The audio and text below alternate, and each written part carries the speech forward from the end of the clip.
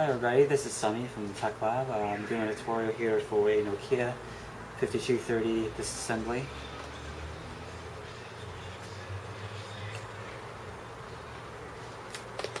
So I'm going to pop the back cover open, battery. There are 4 screws, 1, 2, 3, 4. So now once you have 4 screws removed, you want to simply pull the white frame along the edges and come the gray frame, which what you want to do is pull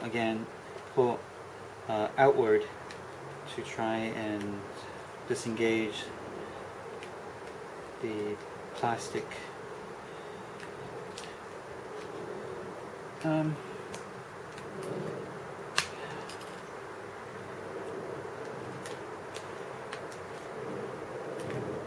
okay, once you've got the gray frame, you're now working with the touchscreen. That part here has to be flipped over to expose the LCD. And for removing the LCD, the reason why we want to remove the LCD is because there are actually 2 screws underneath the LCD.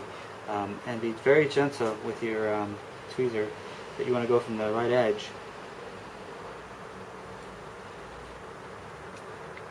And running along the edge there, trying to insert your tweezer inward towards the left side to loosen the glue without breaking the LCD. Okay.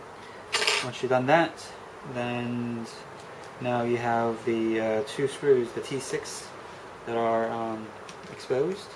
And then you want to undo the 2 screws.